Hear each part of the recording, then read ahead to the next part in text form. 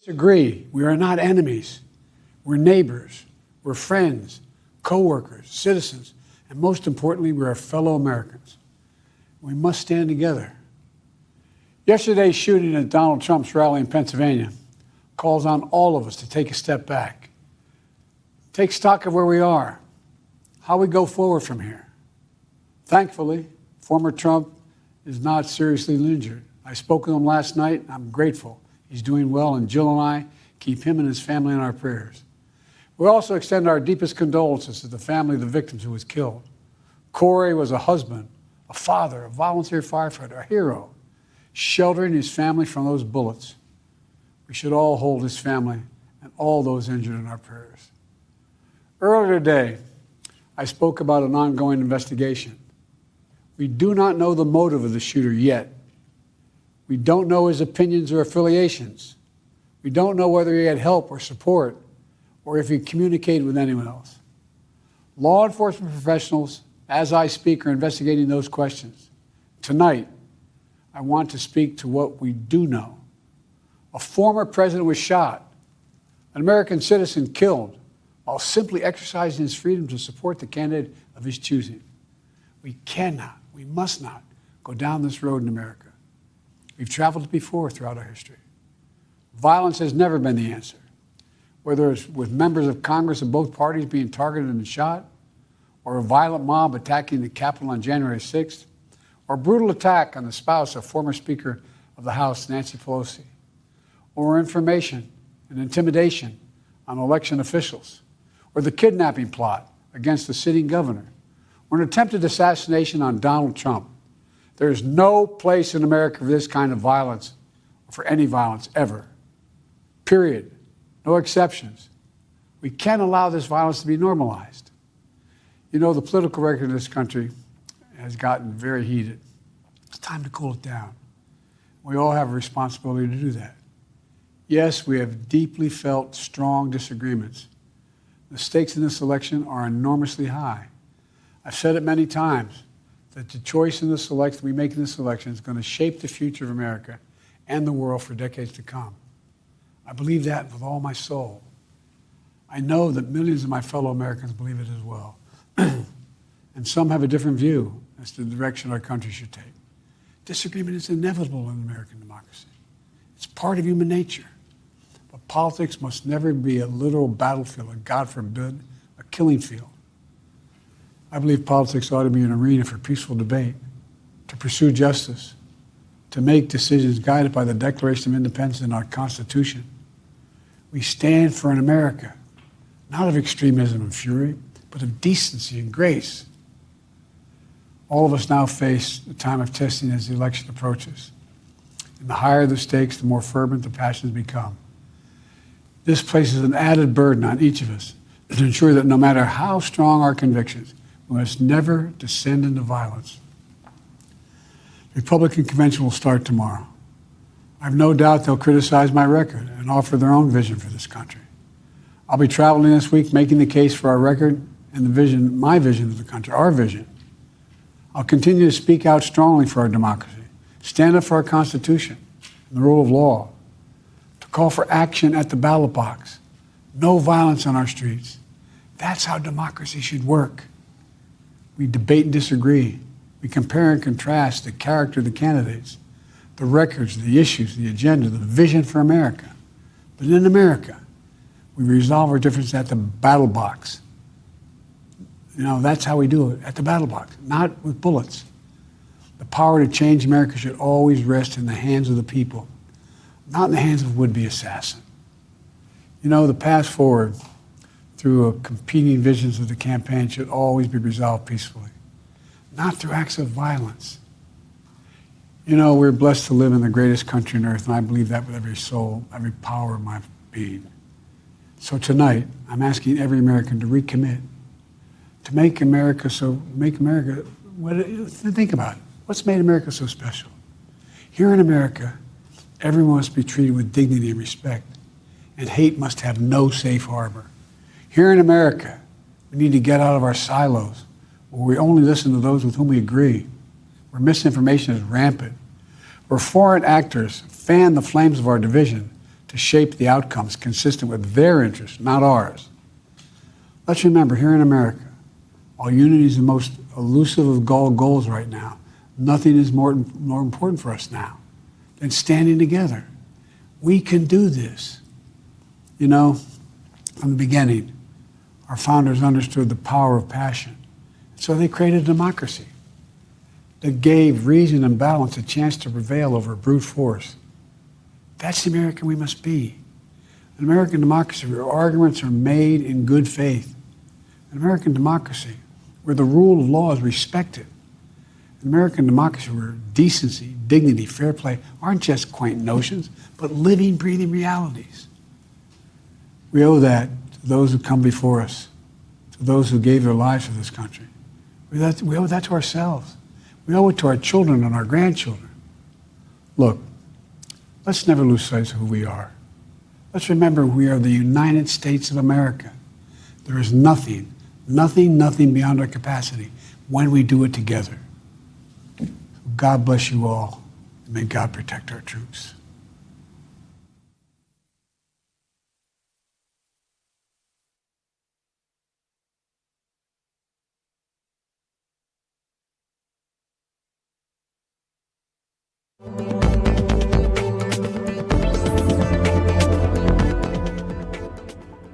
US President Biden has just spoken on air, and he has spoken from the Oval Office in Washington, and he has clearly said that there's no motive of the shooter that has been established yet.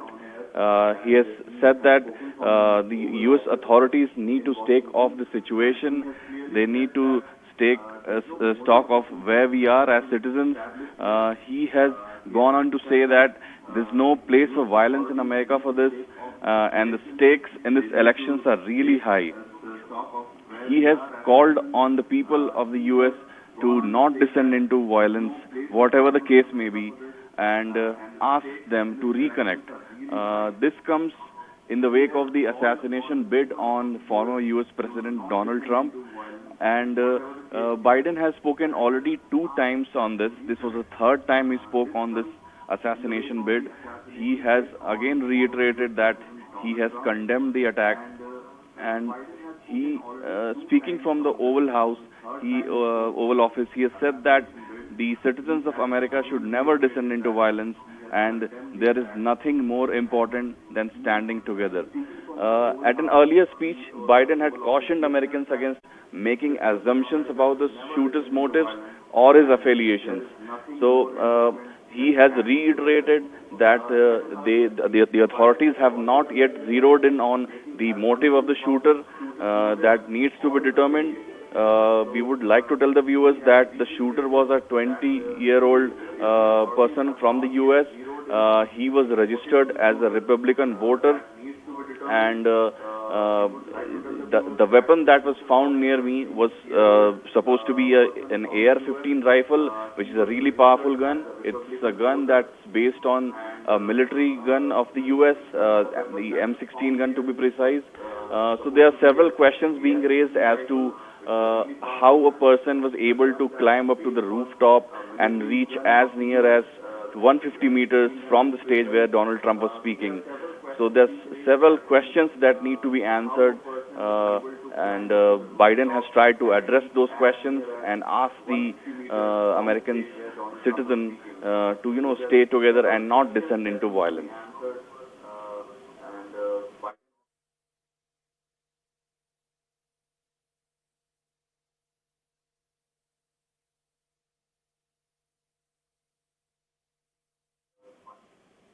So as we've been reporting, U.S. President Joe Biden has just spoken from the Oval Office in Washington, D.C., and he has gone on to say that he has again condemned the violence, and he has asked the Americans, the citizen, to stand together and not descend into violence. And the most important thing to be noted here is that the motive of the shooter has not been established yet. It's been about 24 hours, more than 24 hours actually, since the incident, was first reported from Pennsylvania, where Donald Trump was holding a rally he was speaking on stage when the shot was triggered by the perpetrator, a 20-year-old guy from Pennsylvania. So there were about 4 shots that were fired. One of them also hit one of the spectators, and he died on the spot, a 50-year-old person. Reports are saying that the person tried to save the family. He dived in front of them and died as a result. Trump survived this bid by inches. The bullet grazed past his right ear. There was blood all over his face, but he survived the assassination bid. There was Secret Service personnel all around him trying to protect him. But the question that needs to be answered at this moment is that how was such a powerful organization such as the Secret Service not aware of a person on the rooftop of a building which was just about 150 to 200 meters from the stage where Donald Trump was speaking, addressing the people, addressing his supporters. So the chief of the U.S. Secret Service has been summoned by the U.S. House of Representatives on July 22nd. She will be answering a lot of questions as to how such a major security lapse happened. We should tell our viewers that the last time an assassination bid was made on a prominent U.S. politician was way back in 1983, I think. It was more than 40 years ago.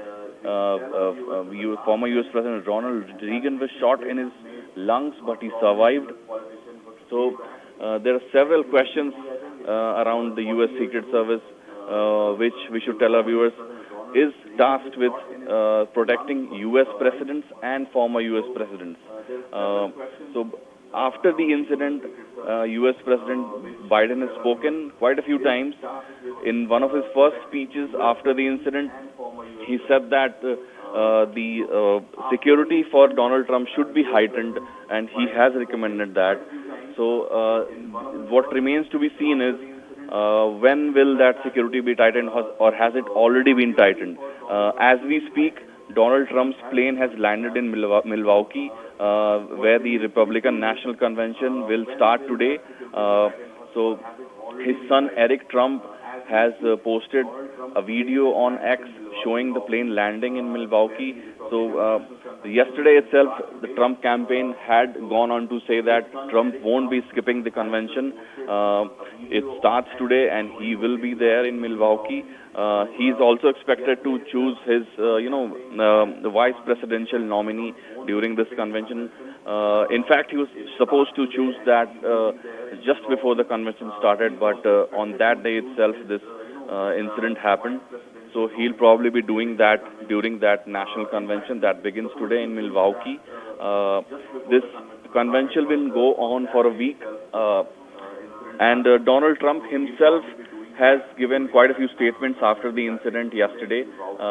He has also asked American citizens to stand together and do not descend into violence, and he has asked the people and his supporters to not be fearful in this situation, in this rare situation where a former U.S. president has been shot at, but luckily survived the assassination bid.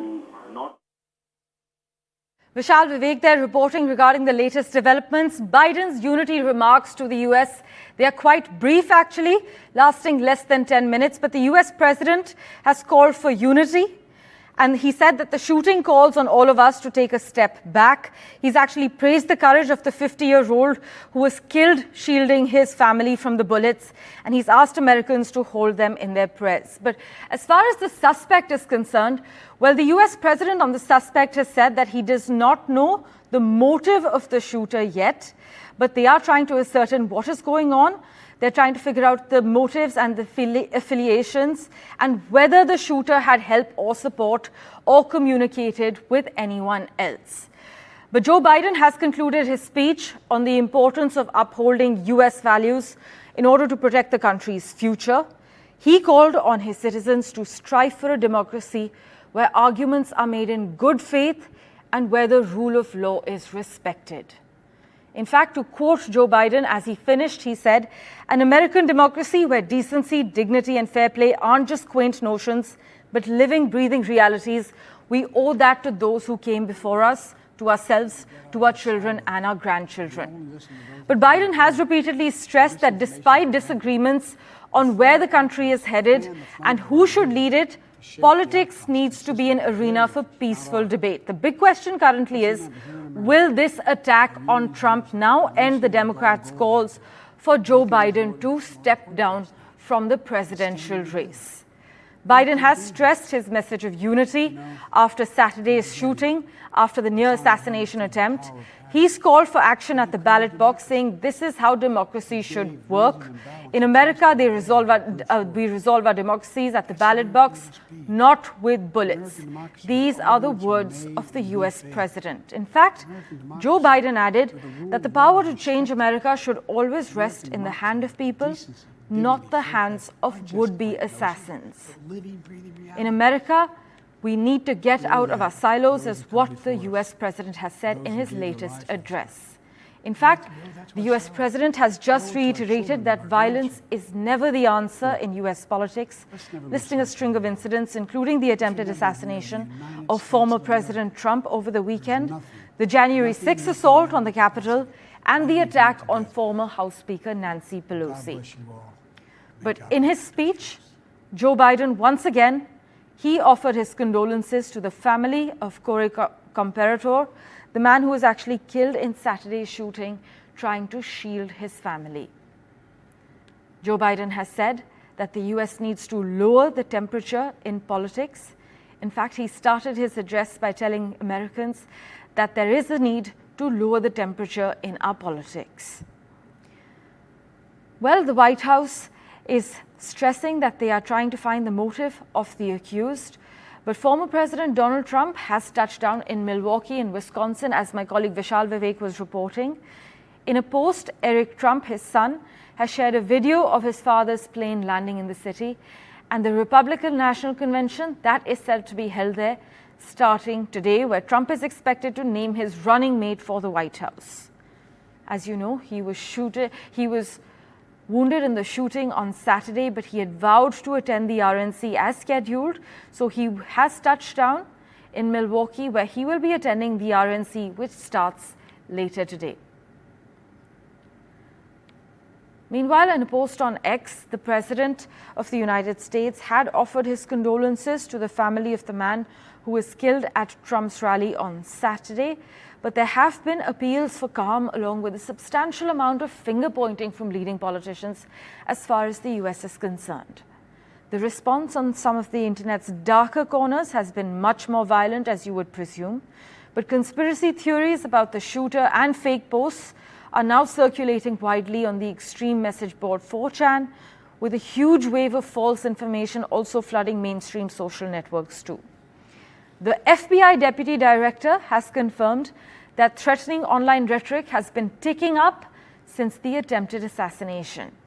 In fact, a non-partisan research group, Advanced Democracy, said it was tracking a number of threats and calls for retribution posted on far-right Telegram channels as well as websites. And one pro-Trump message board was actually peppered with messages about revenge. It said things like, "War now, they don't want to live and let live." Meanwhile, a Republican congressman from Tennessee has blamed the media and its alleged vilification of Donald Trump for the near assassination attempt.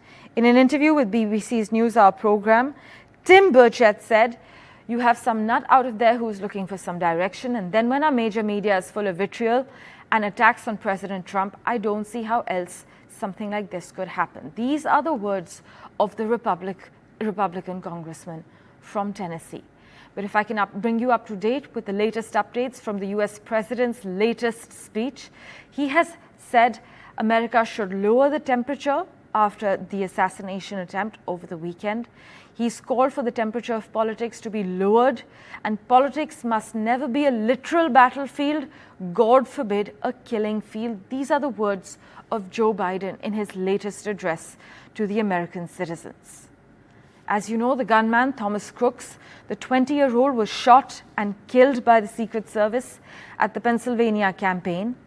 The FBI is now working to access Crook's phone in order to learn more about what led up to the attempted assassination. But Crooks did not seem to have any ideologies, and I'm quoting local officials here. Suspicious devices were found in his car as per officials, and bomb technicians were called. But Secret Service says it is not anticipating any operational changes to security as far as the Republican National Conference is concerned, which kickstarts this evening and lasts the week. One person, though, unfortunately lost his life on Saturday. He was a spectator killed at the rally and dived on his family to protect them. That is when he lost his life. Joe Biden, though, has concluded his latest speech on the importance of upholding US values to protect the country's future and calling on citizens to strive for a democracy where arguments are made in good faith and where the rule of law is respected. He has acknowledged that the stakes in this election are pretty high, but he's further finished and said, an American democracy where decency, dignity, fair play aren't just quaint notions, but living, breathing realities. We owe that to those who came before us, to ourselves, to our children, and to our grandchildren. That's how Joe Biden has finished his latest address. In fact, he has stressed his message of unity after Saturday's shooting. He called for action at the ballot box, saying that is how democracy should work, further adding that in America, we resolve our differences at the ballot box, not with bullets. But in the heart of the speech, Biden has warned against making politics a killing field. From the beginning, American democracy gave reason and balance a chance to prevail over brute force. That's the America we must be. Those are the words of the US president. In fact, on the suspect, Biden has said that he does not know the motive of the shooter yet. But Joe Biden further added they do not know the motives, but they are with support and help. They are communicating with all relevant forces to figure out the accused affiliations. Vishal Vivek tracking the latest developments for us. He joins us over the phone line at the moment. Vishal, what are the latest details you can disclose at the moment? So, as we heard, Biden has appealed to the American citizens that they need to uphold peace in the country and they should not descend into violence, whatever the case may be. And he has also gone on to say that there's no, the authorities have not established the motive behind the, shooter's assassination bid. As we've been reporting, that he was a 20-year-old and he had just gotten out of high school and he was a registered Republican voter. So there's a lot of questions that need to be answered here. The first thing, the U.S. Secret Service is in the dock. Being such a powerful organization, it was not able to protect such an important figure in U.S. political history, a former U.S. president being shot at, and he barely survived. The bullet was inches away from his face, grazed past his right ear. There was blood all over his face. They were able to protect him afterwards, the Secret Service. But the fact that the shooter was able to, get into that area that was supposedly cleared by the U.S. Secret Service, that is the most, grave question here that needs to be answered. He was able to bring in that big assault rifle AR-15, which does a lot of damage, devastating damage. So questions need to be answered. How he climbed the rooftop when Trump was speaking.